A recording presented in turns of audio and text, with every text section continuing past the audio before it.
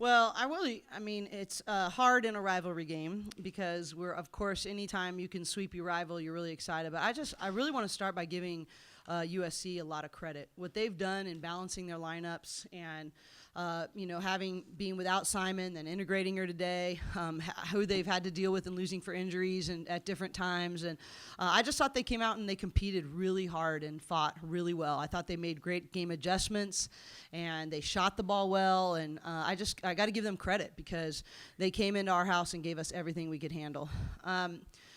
We really talk about in our program that you don't, as good of a scoring team as we can be at times, you don't want to build your program on that because you have a tough night shooting, you don't have anything to fall back on. And we talk about it all the time, and I think they believe it, but nights like this really prove it because we were not successful from a shooting perspective. The offense did not flow easily. SC's zone gave us tons of trouble. But the credit I'm really proud of is the grit that we showed, that we knew we could win it with defense, rebounding, and passion plays. Even though we got out-rebounded, and we'll have to deal with that, talk about timely rebounds. Yeah, that those free throw box outs we were on offense, those free throw rebounds on the offensive end, those are automatic passion plays for us because those are out-of-area rebounds. And we tell our team that we build our team on defense, rebounding, and passion plays. And our theme for the year is grit. And the definition of grit is that you do things with passion and perseverance over and over again, even when you don't get rewarded, even when it's hard. And we didn't get rewarded for a long time. Monique didn't get rewarded for a long time. We had tons of foul troubles, and you just got to stay ready. So for me, there's a phrase in our program that we say is that never get tired of doing the right thing. And your commitment to doing the right thing has to be greater than your feelings or when you get rewarded. And I felt like we lived that out. And so sometimes as a coach, you're always hoping that they understand and they buy into everything you're saying, but sometimes you need a game like this for those messages to go from the head to the heart. And so I'm proud of the character, and I'm proud of the grit, and I'm proud of the foundation that they've been willing to build the program on. So the one thing that was submitted tonight, Kennedy Burke 62, the three loose balls that your players died on, I think that's the game right there. That's something you can't teach. Well, but it's something we weren't doing just a few plays before. We talked about we were reaching down, and then we came up with jump balls rather than diving on the floor and coming up with possessions. And we actually talked about it in the timeout. Don't reach down, literally throw your body and come up with the ball. And that's what they did. And so, it's selflessness and passion. And that there was just a desire that you had to go make a play.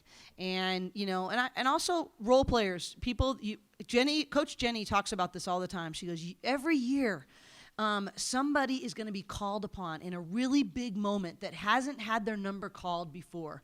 And I thought Paulina Hirschler was that one tonight.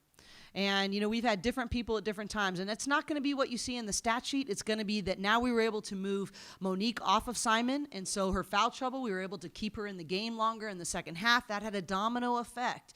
And we do some hard things. If you don't play 20 minutes in our program, you have to do all this extra conditioning when our high minute getters get to go home. And that's hard. But I asked in the locker room, Paulina, if you weren't committed to that, if you hadn't have done that, would you have been ready to play those extended minutes tonight? She said no. And so, but you're right. It really came down to those passion plays, those intangibles, the desire to go make it happen for your team. And my second question to you and you, why do you guys seem to play much better when you go to their house and you come over here and play much better than that? Well, I do think that any road team will tell you that they don't want to play in front of an empty gym. It's great energy. The crowd tonight was awesome, all the kids, and I really want to thank the fans for coming out. It was alumni night for us, so we had all of our former players here. And but I think even if the roles were reversed, we would rather be in a gym that's competitive and it's the energy's really good. And so I don't know why. I think just it doesn't matter what your record is in this rivalry. You just might as well throw that thing out and let's go compete.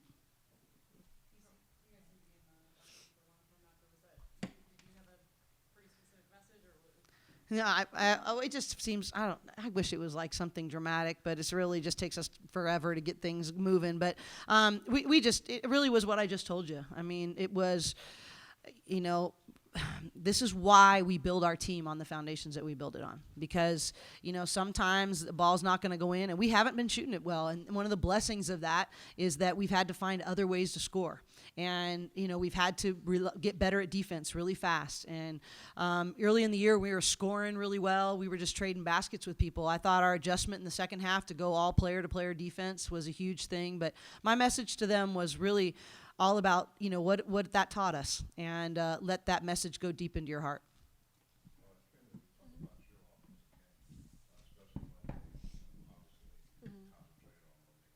Yes. Actually, we do this thing almost every week. We have commitment cards, and this week my focus was offensive rebounding and being confident with the ball. So I think, as far as offensive rebounding, I did a really good job. But also because my teammates helped me, just they gave me confidence in that. So I thank them for that. I'm sorry. Can you repeat that? It's mostly my teammates. They just give me the best feedback, and obviously as a person myself, it's sometimes that I don't really have my mindset. When I get feedback, sometimes usually I push them away, but I think I've done a better job of just receiving feedback and just staying positive. So.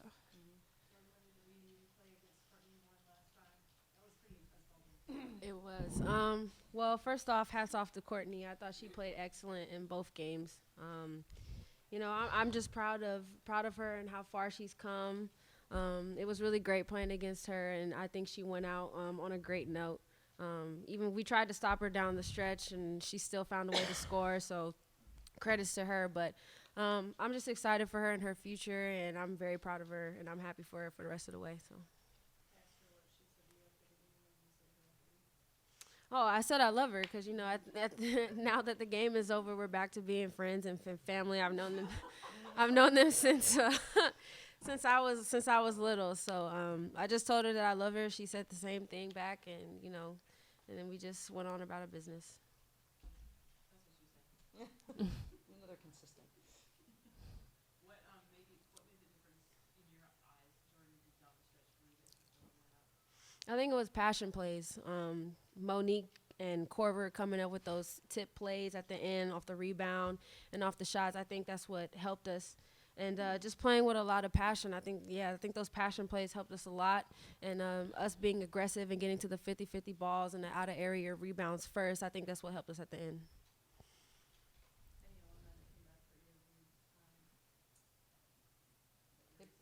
They probably don't even know who was all here.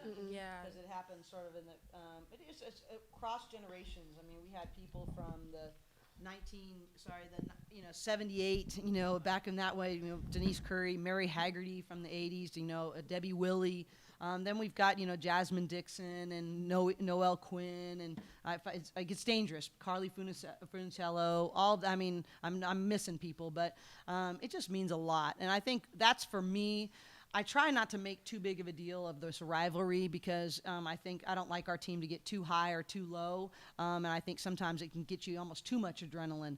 But I do feel like the most loyalty to the people who came before us. This rivalry is special because for the history and how much this crosstown, for both schools, they compete, they take pride in those letters across their chest. And so when I see those alumni and then we're going to compete against USC, we're doing this for them. And it's not only the ones that have come before us, but the ones that will come after us. We want to make sure that we're representing it in a way that makes them proud. Any other questions? Jordan, the coach had mentioned that your team has been training for this, playing 40 minutes, and I asked you this before, but how do you going to how do you feel about continuing to play 40 minutes a game? She asked for a sub tonight. What did I say? She said that I had 30 seconds to catch my breath and that she had off the 30-second timeout, and then she had another timeout to take with a minute left so it can give me some rest. Of course, I'm going to get tired in the game, but it's about just slowing down. I think I need to learn how to, you know, breathe in those situations where I'm just like overwhelmed and, you know, I'm getting a little bit tired. Also, pick and choosing my moments. I think that's something that I've been working on. So that way I can, you know, catch my breath in the game and still remain aggressive at the same time. But like I said before, I'm just doing whatever my teammates need me. So if it's 40 minutes a night, I'll play 40. If it's 28, I'll play 28. But it doesn't matter. I set the tone every single time. So whatever my team needs me to do, I'll do it. So all that to say, all that she did answer that very well. At least I know you're listening. But really, the answer was no. You can't have a sub.